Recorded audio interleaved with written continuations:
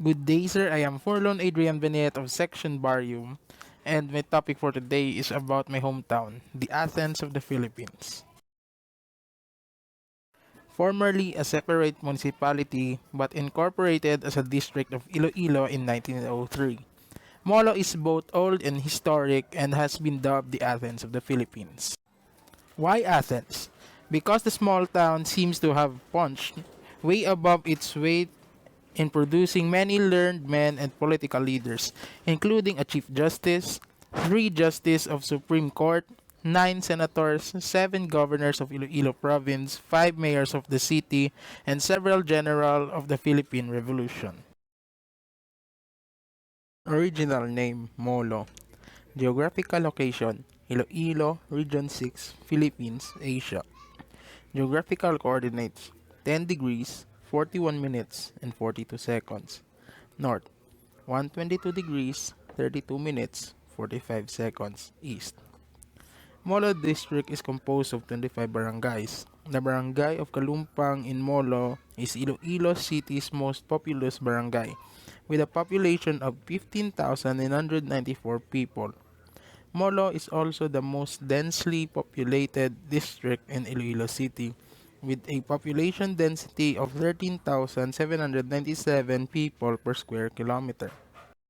Notable residents: Jet Tolentino, award-winning Broadway producer; Rodolfo T. Ganzon, Filipino politician; Jed Patrick Mabilog, former mayor of Iloilo City; Franklin Drilon, Senate Minority Leader and former President of the Senate of the Philippines. Prior to the coming of Spaniards, MOLO was already a trading hub. Chinese junks visited regularly at a port located at what is now the coastal barangay of South Baluarte. During the Spanish times, MOLO was an educational center. Rex Salvillian notes that it may have been the only pueblo in the country which had 4 colleges: Colegio de Santa Ana of the Avancenia Sisters, Centro Escolar de MOLO of the Salas Brothers, Instituto Enseñanza Libre de MOLO Manuel Locsin, and Escuela Pública in 1903. The labor leader and writer Rosendo Mejica founded the Baluarte Elementary School, the first public elementary school outside of Manila. His house fronting the school is a museum. In 1970s, the town got its name because of the mispronunciation of Moro by the Chinese. Almost all the Chinese in the province then lived and traded in the Parian, and many intermarried with the locals, resulting a new class of Filipino, the Chinese mestizos. Many become Hispanicized and converted to Catholicism. They became very successful in their business, producing goods like cloth and from pineapple and banana fibers. Governor General Narciso Claveria assigned surnames to the Ilonggos in the 1840s, ordering that the first letters of the family name would be identical to the first letters of the names of the pueblos. MOLO was thus assigned surnames beginning with the letter M. Many natives did not take the Spanish surnames, instead adopted the native surnames like Magahum, Mabilog, Mahinay, Malabanhot, Mabunay, Maprangala, Makalalag, Malabor, Magbanwa, and Makatuwal. MOLO's place in Philippine history and culture is secure. The Gothic Renaissance Church of MOLO is an imposing structure right in front of the plaza, built in 1869 from sandstone and coral rock. Bound together by stucco, a mixture of egg whites and mortar. The church is dedicated to Saint Anne and uniquely features 16 life-size female saints: Marcela, Apollonia, Isabel of Hungary, Monica, Felicia Ines, Juliana, Rosa Lima, Maria Magdalena, Lucia, Teresita, Clara, Cecilia, Margarita, and Marta. The national hero Jose Rizal visited the church in 1896 on his way from exile in Dapitan. He called it Iglesia Bonita and noted that the biblical paintings on its ceiling and walls done by the local painters, Mabunay and Hervas. Inside, there are 4 enormous side altars. Two grand pulpits have winding wooden stairways adorned with carvings.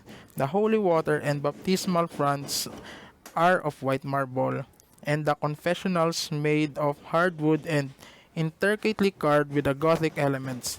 The main pillars are in elaborate Corinthian style.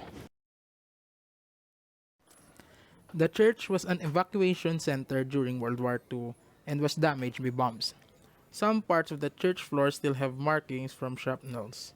Many prominent molenos are entered inside the church, the tombstone inscription now partly worn away. Good Friday processions in MOLO are said to be the grandest in the city, with thousands of devotees, century-old carrozas maintained for generations, with a star, the figure of the dead Christ in a resplendent gilt carriage de Santo Interio.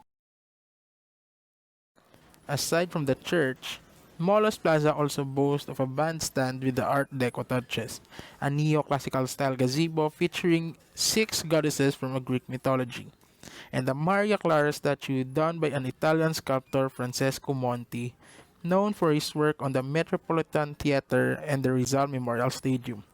The main plaza pavements are pebble washout with a distinctive design that is supposed to spell out the words Iloilo. Prior to World War II, the plaza was surrounded by several mansions, but now only a few remain. Right in front of the church, the former Yusay Konsing Mansion was bought by a mall chain 10 years ago, and now is called the Molo Mansion. It has a native products and pasalubong, while the grounds surrounding it have al fresco dining and coffee shops. Religious orders seem to have found a home in Molo. The Carmelite missionaries once had their mother house in Molo, an indigenous religious order. The Dominican Sisters of the Most Holy Rosary was founded in 1925 by the first Ilonggo nun mother, Rosario Arroyo, and the Mill Hill Missionaries Mother House, the daughters of the charity-run the Asilo de Molo, established in the 1930s as an orphanage and now a home for the indigent elderly. Asilo is also known for the fine, intricate hand embroidery. Amolo Barangay. Fundidor was so named because of the many foundries and ironworks factories. Many of the huge bells of the churches of Panay were made there, and since 2010, Molo has become even more popular to visitors, joggers, and walkers because the Esplanade 1 and 2 originate in Molo. Finally, for foodies, Molo is the birthplace of Pancit Molo, ground pork, garlic, and chive dumplings cooked in a chicken and pork broth. The best lumpia ubod, empanada, and panara are also made in Molo. If you're up for local coffee, there's Speed Al's, which is opened in 1945 and which sources its beans from Ilonggo growers.